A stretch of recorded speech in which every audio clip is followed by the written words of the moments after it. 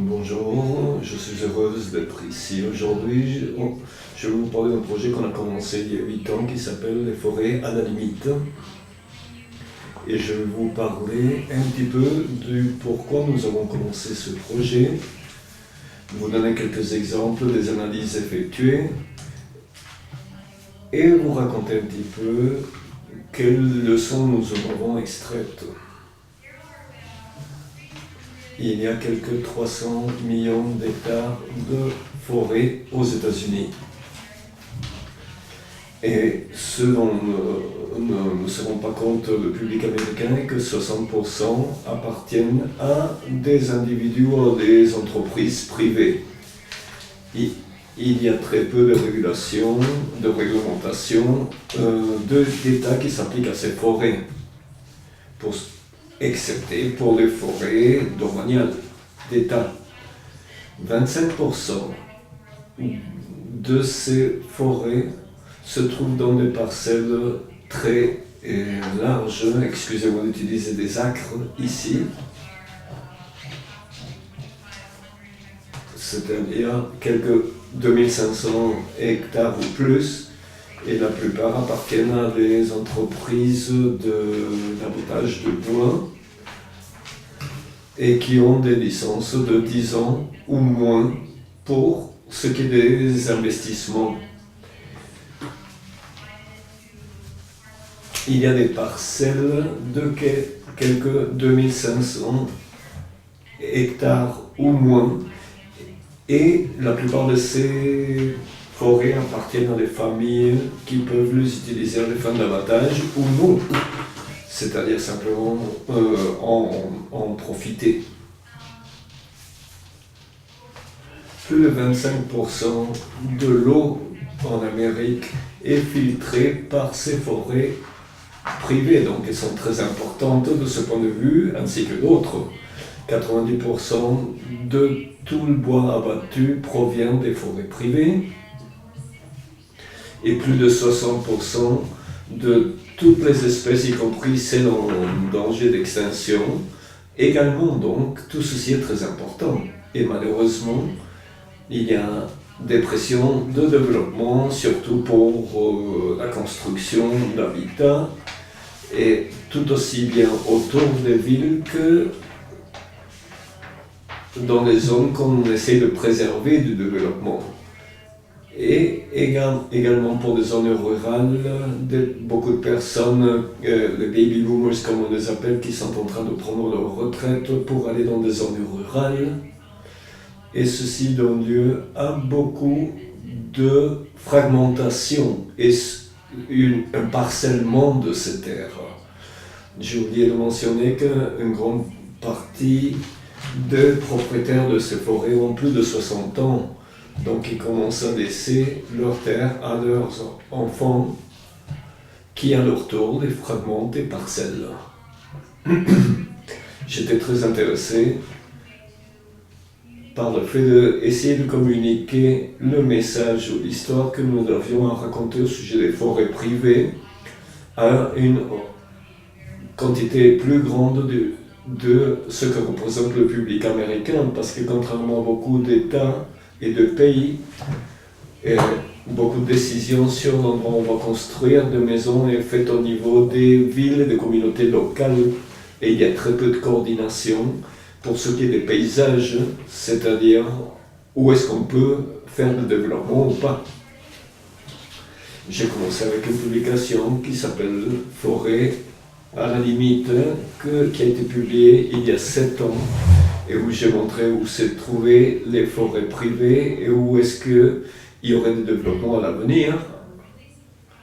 Et nous avons été vraiment surpris de voir comment cette publication est devenue très populaire. Nous avons expliqué dans un langage très simple pourquoi il fallait commencer à travailler là-dessus, quelle surface et quels étaient les services qu'elle fournissait à la communauté et quelles étaient les répercussions que pouvait entraîner le développement.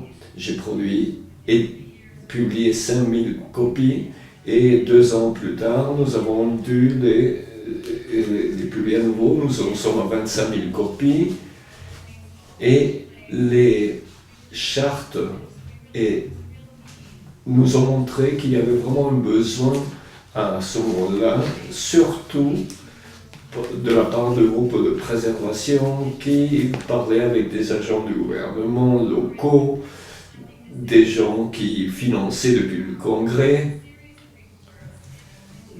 Il y a donc toute une série de rapports. Je voudrais montrer quelques-unes des analyses que nous avons effectuées lors de nos rapports le plus récent qui s'appelle « Les bénéfices publics des forêts privées ». Voici une des chartes qui apparaît ici où nous voyons les bassins versants et les divisoires des eaux pour les pourcentages de forêt dans chacune des divisoires des eaux pour voir la densité qui pouvait en résulter. Et comme vous pouvez le voir, avec cette charte, nous avons des divisoires des eaux dans lesquels 75% des forêts privées vont avoir une augmentation considérable avec une telle densité que ces zones ne seront plus rurales. Et donc, beaucoup de bénéfices fournis vont être réduits à la longue. Et on a trouvé ainsi 29 millions de hectares qui vont passer par ce changement entre maintenant et 2020-2030. Nous avons également regardé des couches de GIS qui pouvaient se bénéficier au niveau écosystémique. Donc ces couches GIS pour les cartographies existantes.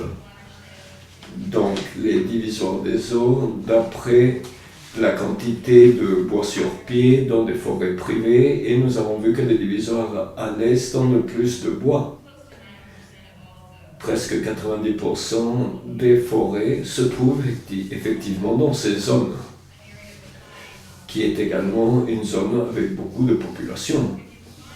Donc si on combine ces deux chartes, on obtient celle-ci qui vous montre où la densité des constructions de maisons peuvent affecter ceci, où est-ce qu'il y aura le plus d'avantages, mais il y aura beaucoup moins de gestion, il sera moins vraisemblable qu'on puisse vendre le produit de leur avantage parce que ce n'est pas très rentable d'aller dans des parcelles de plus en plus petites pour recueillir les bois de grumes.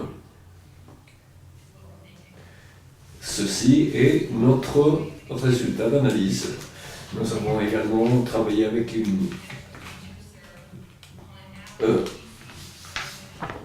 AutoNature qui a produit une cartographie avec la répartition des espèces et nous l'avons comparé à nos propres cartographies et la plus grande quantité d'espèces dans les forêts privées se trouve surtout dans le sud-est qui est là où il y a le plus de croissance démographique, en particulier en Californie. Et certains de ces divisoires d'eau contiennent donc presque 79% d'espèces en voie d'extinction, en danger d'extinction.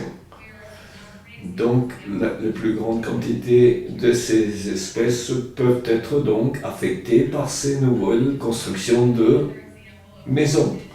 Un autre exemple, ce que nous avons fait dans ce rapport,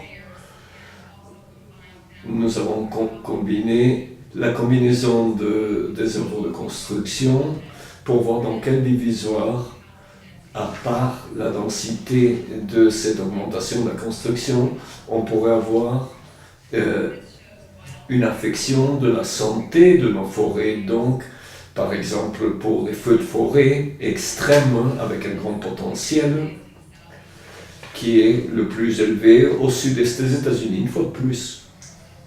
Et également dans certaines parties du centre-ouest.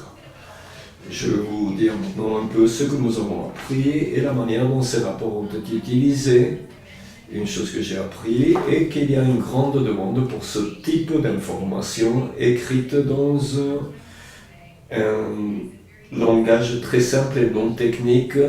Donc, ceci permet que les associations de préservation de la nature puissent mieux transmettre le message.